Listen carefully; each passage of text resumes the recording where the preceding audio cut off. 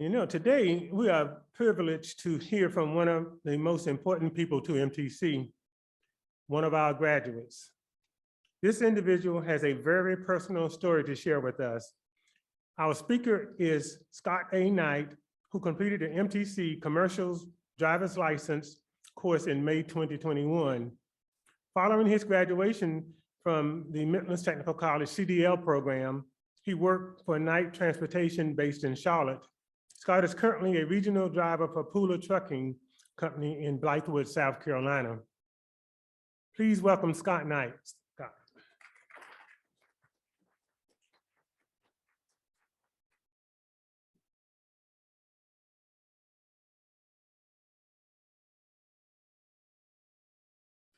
Good morning. I'd like to thank Dr. Rames for the invitation. Dr. Holloway, thank you for your support and help in getting me here this morning. To the executive staff, excuse me, to the executive staff, I'd like to say good morning. Thank you for the job that you perform. To the staff and the faculty of Midlands Technical College, Happy New Year's. My name is Scott Knight, and as he said, I did graduate from the Midlands Technical College CDL program in May. This program is one that speaks to the character and the integrity of this school and the job that is performed and provided for the greater community at large. As members of academia, you all perform and provide a significant service to individuals, not just like myself, but all students. You provide an invaluable service of leadership and direction in helping individuals to position themselves for a better tomorrow. However, through my conversation with Dr. Rames, it's important that you, as the members of academia, know that your job is more than a syllabus. It's more than just a case of study, if you will. You all provide a beacon of hope that transcends the halls of this university. You all provide a service to the greater community because you are positioning individuals to be contributing members of society and just good, productive individuals overall. And for that, I would like to say thank you. And for that, I'd like you to know that what you do does not go unnoticed, that what you provide does not go unappreciated. I stand before you, a gentleman, for all practical intents and purposes, I probably should not be in the situation that I'm in. No, in fact, I shouldn't be in the situation that I'm in. However, life is about choices, and life is about ownership and acceptance of responsibility of the choices that we make. I was formally educated. I graduated from Sumter High School in 1988. I attended the University of South Carolina, where I was a pharmacy student. I worked at Sumter Cut Rate Drug Store. I was the first minority pharmacist in that position. However, through sheer greed, myself and one of my fraternity brothers had this grand plan, if you will, to get rich. I allowed my own immaturity at the time. I allowed my own lack of good judgment to fall victim to greed of money, of power, of position. At the time, I was, positioned to make a very good salary, six-figure income. I would have had a great life, and I could have afforded to do pretty much anything I wanted to do in life. And through hard work and dedication, my life would have flourished. However, I chose a different path, and I accept the responsibility for those choices, which is why I have to first and foremost say to each and every one of you here present today and present via the internet or Zoom, if you will, that I'm sorry. Let me offer an apology for the choices that I made, because indirectly or directly, I've affected our community, not just my community, but our community. I got involved in the drug trade, and I thought, well, I'm Scott Knight. I'm not a bad guy. So what I'm doing, I'm only doing because I'm trying to make money. I'm trying to have a better life. But I was very wrong in my decision-making, and I was very wrong in my rationale as to why I did the things that I did. I am an American and I believe in our justice system, flawed or not. It is our justice system. It's the greatest justice system in the world. So I accept the consequences of the actions. I bear no resentment towards the judicial system through those individuals in law enforcement that both investigated and prosecuted me. I went to federal prison for 13 years. I went into federal prison a man of substantial means and position in life, and I lost everything that I had.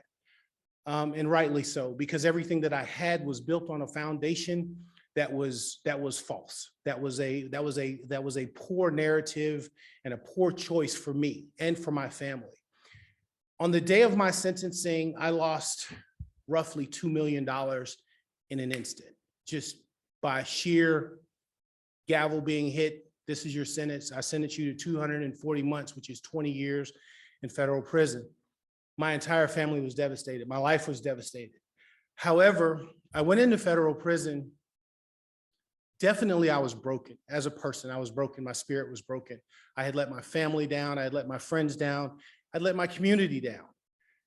So when I went in, I had to take that time to really self-evaluate and really figure out, what does the world look like for me in 2020? What does the world look like for me when I come home after having served this sentence with a degree that I can't use, with a background that I can never pursue? What does life look like for me? So I read everything that I could possibly read. I spent my time in the library. I spent my time, instead of going to the commissary buying candy bars, I bought books. I read and I tried to keep myself as relevant and sane in a very unique and strange world that I was living in. I was in like an alternate universe, because for me, I was the anomaly in prison. I was the guy that wasn't a gangbanger. I don't drink, I don't smoke, I don't do drugs, I don't gamble. So for a lot of the lifestyle of prison, I didn't fit in. I was always the odd man out. So I knew this was no life that I wanted. I woke up every day and I hated where I was. I hated the situation. I hated that I squandered my life and my potential and my possibilities.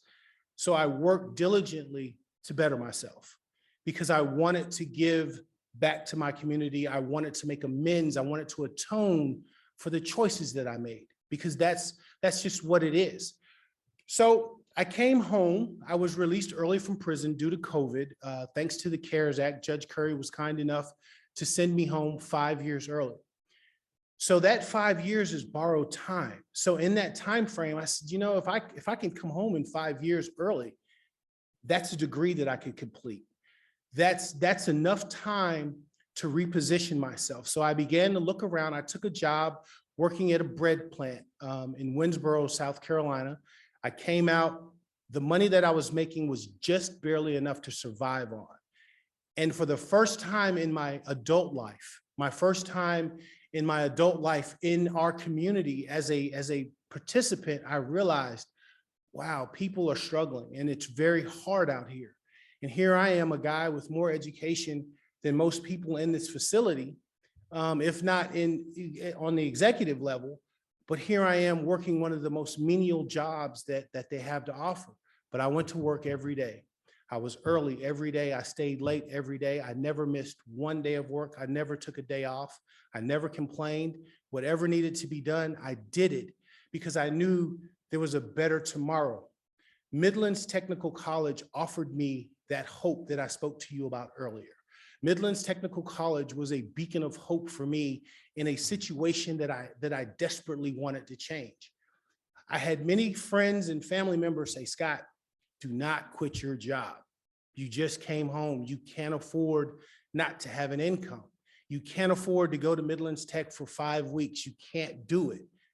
I said, you know what? The one thing I've come to learn in life is you have to bet on yourself. You have to be responsible for yourself. So I came to Midlands Technical College. I was accepted into your program for the CDL training class here at the Midlands Tech Airport campus. I left my job. The $2,000 in savings that I had, I used that to pay my bills forward. I went within 5 weeks. I passed the class. I graduated top in the class. I went and got my CDL on a on a Thursday. That Monday, I went to work.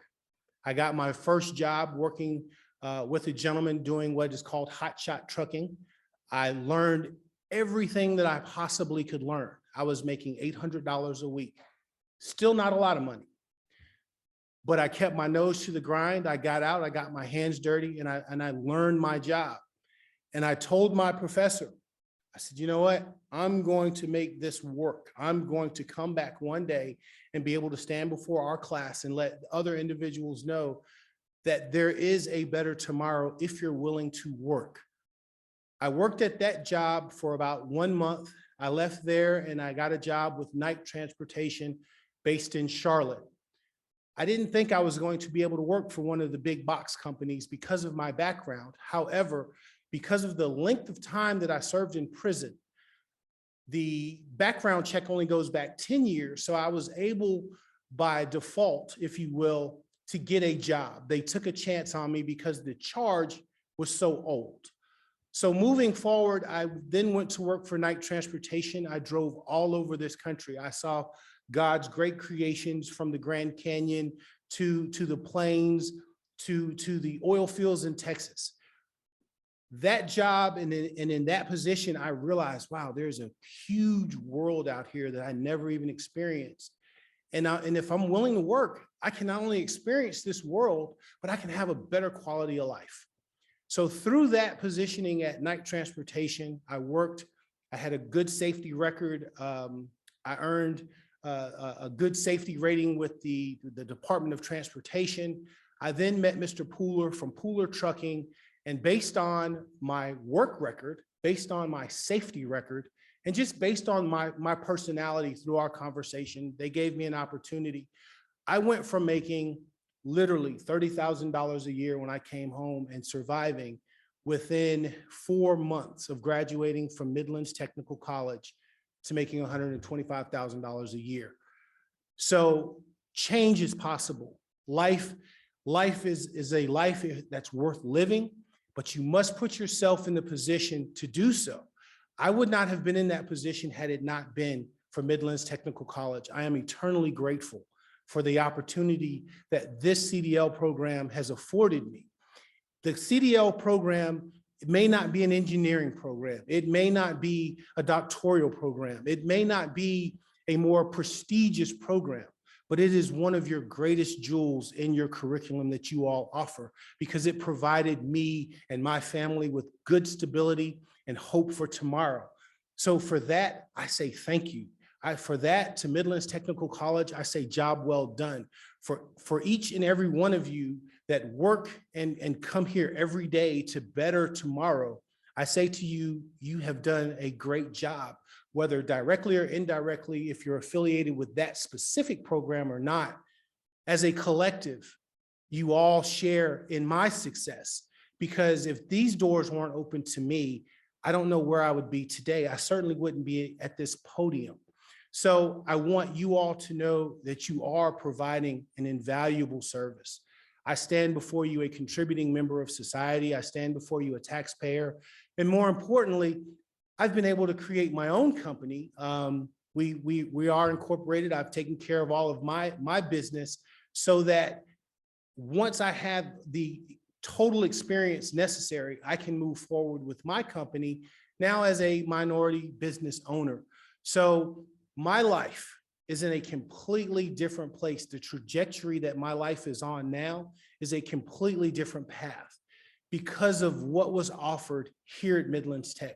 I will forever be an advocate, not only of that program, but of this school. This for me, words are not enough. For me, words just don't justify how I feel about Midlands Technical College. I wish I could tell every student coming in through the door, just be patient, take your time, go to class, learn everything that you can learn. I wish I could tell every student coming in, it's gonna be okay. The struggle that you're dealing with today, it's going to pay off for you tomorrow. We have to be accountable, yes. We have to accept responsibility. Yes, you have to do the work. You have to go to class. You have to put in the effort. And more importantly, you have to go the extra mile because life is precious. And I don't want anyone to ever squander an opportunity as I did. I was fortunate to get a second chance. I was fortunate that you all had the wherewithal to open your hearts and to embrace someone with a background like mine and say, okay, we will give you an opportunity to better yourself. We will give you an opportunity to come back and have a better tomorrow. So to each and every one of you, I wholeheartedly say thank you. To each and every one of you, to each member of the executive committee that designs and creates these programs, thank you. For those of you that are responsible for the funding of these programs, thank you. Because your work has provided a place for someone like myself to not just come and just to do something, but to come and make a difference. I wake up every day and I don't want to just be different. I want to make a difference. I want to be able to have a lasting legacy that's positive. I want to be able to be a part of conversations that move our communities forward. Ladies and gentlemen, I would like to say thank you again. Dr. Rames, thank you for having me. Ms. Holloway, thank you so much for your service and your help in getting me here today. And again, to the faculty, to the staff, and to any student that may be within the sound of my voice, know that Midlands Technical College is more than just brick and mortar. This is a real foundation that you can build a life on, that your family and your legacy will be proud of if you don't squander the opportunity. And for you administrators, never stop believing in your students, never stop believing in the job that you do and what you bring to this table. So if no one has told you directly, I'm going to say here in 2022, at the beginning of this new year, thank you, thank you, thank you.